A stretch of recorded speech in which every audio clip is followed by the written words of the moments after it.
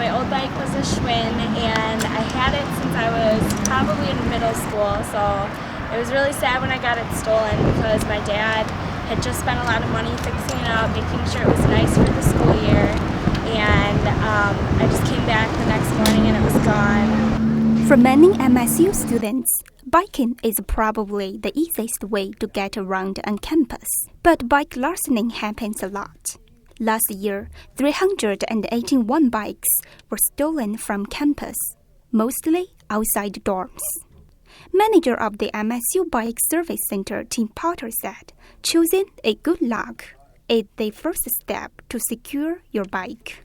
Basically, two different types of locks. You have a U-lock, which is really thick, about a half an inch of steel, very difficult to cut, but there are, if your bike is really worth a lot of money, there are thieves that can still cut these, so they don't prevent all theft, but they're much better than this type of lock, which is a cable lock. This is good for just in between classes, or if you're just going in to get a cup of coffee and you're not away from your bike very long. Cable locks are a lot cheaper. They're maybe half the price of a U-lock, but they're also easy to cut. I can cut this with a basic pair of pliers, which is very small. I can put in my pocket.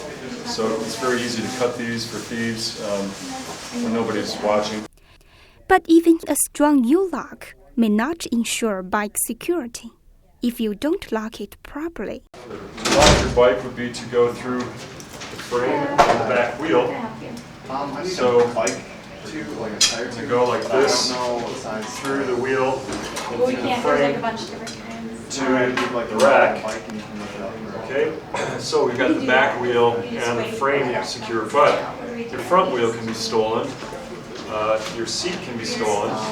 To secure the seat, you can use this bolt. Quick release part off, replace it with this, and then they can't easily steal your seat.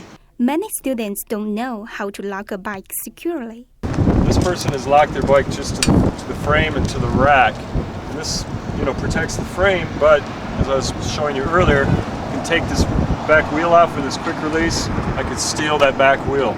I could also steal his front wheel, and I can also steal the seat. So this person could come out and find just the frame here. Potter recommends to use two locks. If you have a really nice bike that's expensive, you can get an additional cable like this. So you can lock like this to the rack, and then you can use this to extend this up through your front wheel, so you can lock your front wheel back here to your U-lock, and that way keep your front wheel secure. All right? He also recommends to get a bike permit from the MSU police and put it on the right place. You need to put it right there so that when they come around in May, after students are moving out, this is where they look. And if they don't see a permit here, they'll cut the bike and they'll impound it. A couple other things I would highly recommend is that you keep your bike indoors at night, because most of the theft of a complete bike is at night. All right, so keep your bike safe and enjoy bicycling on the MSU campus. Thank you. Bye.